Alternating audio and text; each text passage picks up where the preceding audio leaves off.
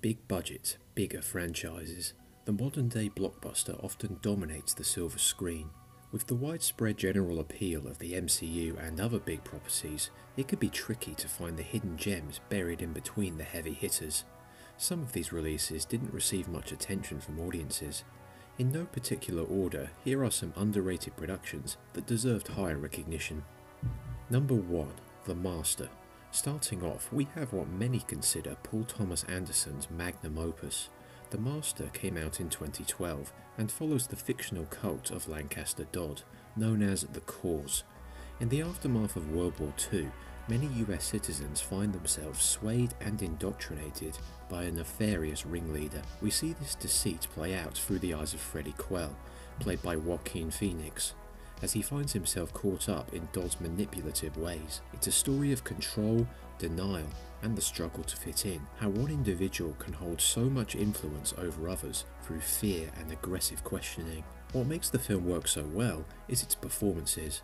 With Philip Seymour Hoffman's Lancaster as the all-controlling leader and Freddie as his unwitting participant, we bear witness to how the seeds of doubt are planted and can eventually become paranoid delusions. The Master received massive acclaim from critics, eventually being ranked as one of the best films of the 21st century.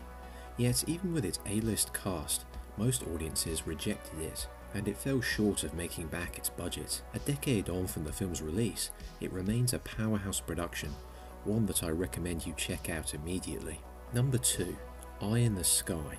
Next, we have a modern drama that leans heavily into political trappings. Eye in the Sky was directed by Gavin Hood.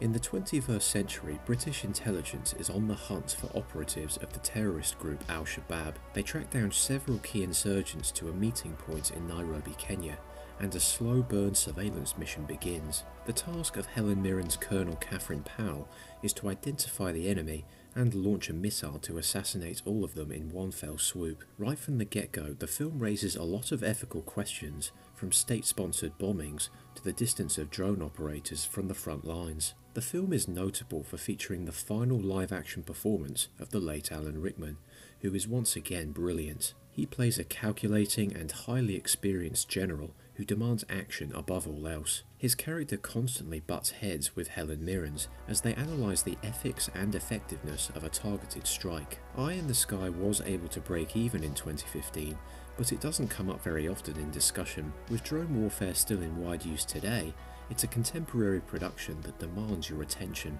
The way it builds tension to a boiling point makes for an engaging title. Number 3. Tyrannosaur.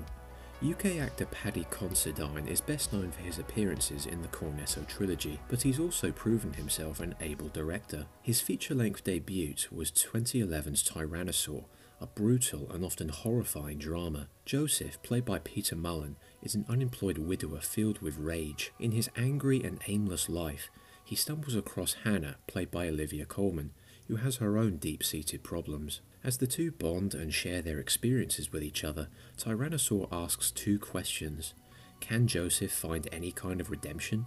And can either of them ever escape their broken lives? This is the film's visceral and unrelenting focus. Much like Naked and Ill Manners before it, Tyrannosaur is a harsh, searing and unflinching film that portrays those on the lowest rung of UK society. Their bitter struggles often involve unemployment, depression, addiction and abuse weighing on them in equal measure. It's not for the faint of heart, with some incredibly disturbing actions from the characters at its centre. The cycle of violence and suffering continues to turn, with every cast member conveying the heights of emotional intensity. If you can stomach the frightening performances, you're left with an unforgettable film that leaves you stunned by the deeds enacted within. Number 4. Dog Soldiers.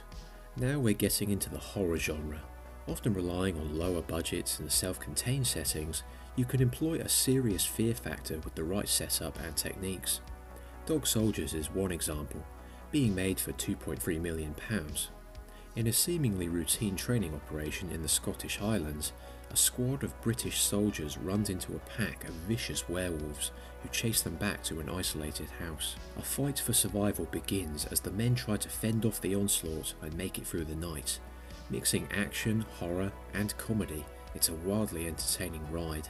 As the debut of director Neil Marshall, Dog Soldiers is that rare release that reaches up to the top of its subgenre. We've seen werewolves and hounds from hell in countless films through the years, most notably The Howling and An American Werewolf in London, but the 2002 film stands up there with the best of them.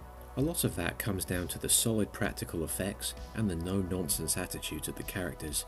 They banter back and forth with some likeable camaraderie. As Neil Marshall's filmography extended outwards, Dog Soldiers faded from prominence. But if you're into horror films, you can't afford to miss it, even 20 years later. Number 5. The Drop. To finish, we have an often forgotten crime flick. Modern thrillers are a dime a dozen in today's film landscape, but here's one that does stand out. The Drop, starring Tom Hardy, received strong praise in 2014 from reviews, but is often left out in a crowded genre. Bob Saganowski is a seemingly everyday guy, working as a bartender in the Brooklyn area. That is, until he runs afoul of Chechen mobsters. Rotten deals and violent crime are the name of the game here, as Bob watches out for both himself and the local resident Nadia, played by Noomi Rapace. The Drop carves out a place above its peers through capable character work. We gradually learn more about our two leads as the story goes on, and this drives the action, rather than having intense sequences for the sake of it. At the time of its release, action films were in a bad place. Taken 3 had bombed in the previous year, and in their rush to deliver mindless set pieces, many titles had forgotten about the character development behind them. Anyone tired of the same old rugged protagonists or plot lines should check this one out, as it goes a step further with its aggressive narrative. So there you have it, my pick of underrated films that should have seen higher popularity. Got any other releases that warrant more attention? Stick them in the comments below. I'll be talking about a similar title from 2006 in more detail next month, so stay tuned.